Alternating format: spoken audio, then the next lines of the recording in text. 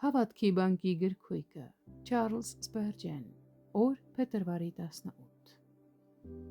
Իրանից վախեցողների կամքը անում է նա,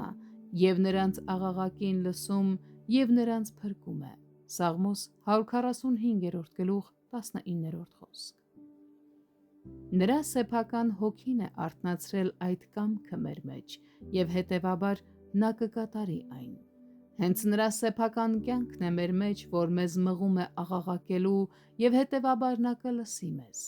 Նրանք, ովքեր վախենում են նրանից, ամենասուրբ ազդեցության տակ գտնվող ժողովուրդն են, և հետևաբար նրանց կամքն է փառաբանել Աստծուն և վայելել նրան հավիտյան։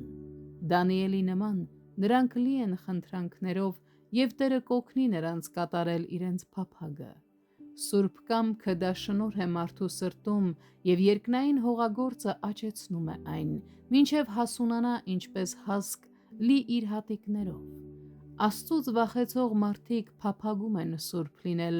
օգտակար լինել, օրհնություն դառնալ ուրիշների համար և այդպես պատվել իրենց Տիրոջը։ Նրանք խնդրանքներ են բարձրացնում միջոցների համար իրենց կարիքների մեջ, օգնություն ծանրությունների մեջ, առաջնորդություն անորոշության մեջ, ազատում նեղության մեջ։ Երբեմն այս խնդրանքներն այնքան ուժգին են լինում, և նրանց վիճակն այնքան ծանր, որ նրանք ցավից ճչում են փոքր երեխաների նման,